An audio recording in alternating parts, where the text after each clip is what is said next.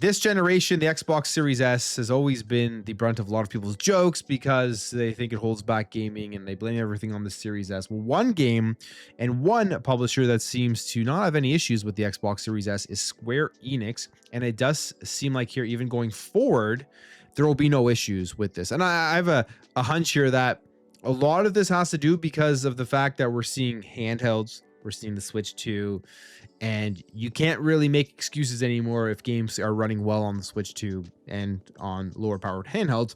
We have Final Fantasy VII Remake won't limit the finale to fit on the Switch 2 and the Xbox Series S, meaning that they're going to get these to play on these and it's going to be completely fine because they're going to be coming out on all of those consoles. They mention here that Hamaguchi acknowledged that there were unique performance concerns that will affect the quality of the third title on less powerful hardware, specifically knowing that the Xbox Series S does have its limits in regards to available RAM, and clarified that the series does not target the lowest baseline hardware in development, instead targeting high-end environments. First, he explains that Final Fantasy VII Remake Trilogy targets development for high-end PCs first and foremost, after which the studio then employs a process called reduction, and here the team sets out about adjusting assets and tuning them appropriately for each platform, with the end goal being to avoid negatively impacting high spec performance.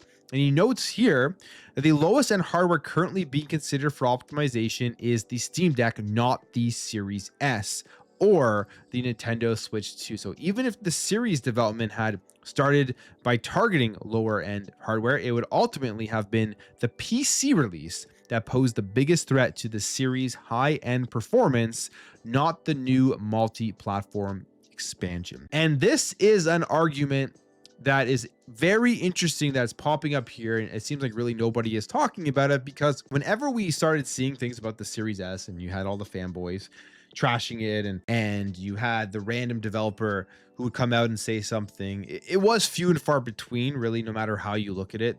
Most 99.9% of games had no problem on the Xbox Series S. The question that a lot of people always had was, well, if they can get it to run on these lower end PC specs, why is everybody talking about the Series S holding things back? And really, that's what Square Enix is saying here. It's not the Series S that is the lowest performer. It's not the lowest target that they are going after. It's going to be a PC. It's going to be something like a Steam Deck, or even potentially lower. I mean, you never know what they're going to be targeting here with Final Fantasy Remake Part 3. The one thing they have done, though, is they've done a very good job of optimization. I think more so than anything, what comes into play here is the resources, the time, and the experience that a studio has in order to optimize these games for lower devices.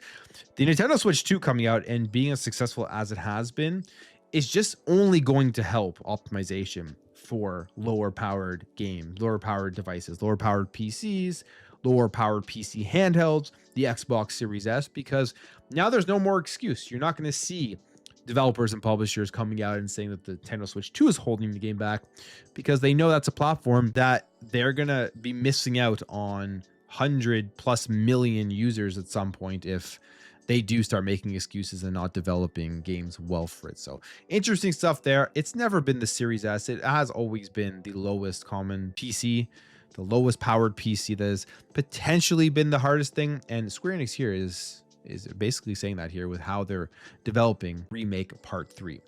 All right, Avowed, it is out. It is out on the PlayStation 5.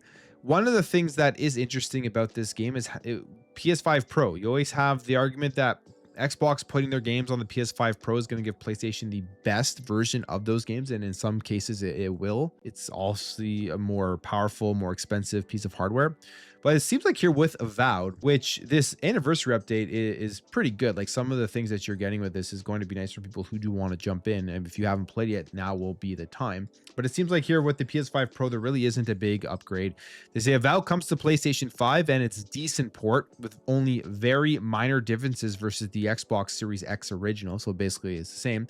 However, the PS5 Pro is underserved with lackluster improvement. So they're going over here, they're talking about the differences in what you're seeing across each game. It seems like they didn't do much here to actually upgrade it properly for the PS5 Pro, or maybe there just really isn't as big of an upgrade as they were expecting when they were trying to put this thing out. You have Some responses here. No effort on the Pro version means no buy. Good luck to the studio. At this point, is there any reason to own a PlayStation 5 Pro? Been nothing but a disappointment since I bought. It's the story of the PS5 Pro. Promised a new great system, but it's not being used. So it looks like Sony sold us a load of crap. It's not even supported by them. No faceplates or anything extra for the price. It is a ripoff. You're seeing a lot of people kind of express their frustration here that the PS5 Pro isn't getting a huge upgrade over the base PS5 or even the Xbox Series X. This has kind of been the story a lot for the PS5 Pro, I would say, is that the upgrades just don't really seem like they're that big and they don't really seem worth it, especially as we do get to the end of this generation. Now, if the PS6 gets pushed all the way to 2029, then yeah, the PS5 Pro probably will start looking like a better and better purchase because you're going to have newer games that will take advantage of it a lot more than what we are seeing right now. But it seems with Avowed, no matter where you play, you're getting the basically the same version of the game itself.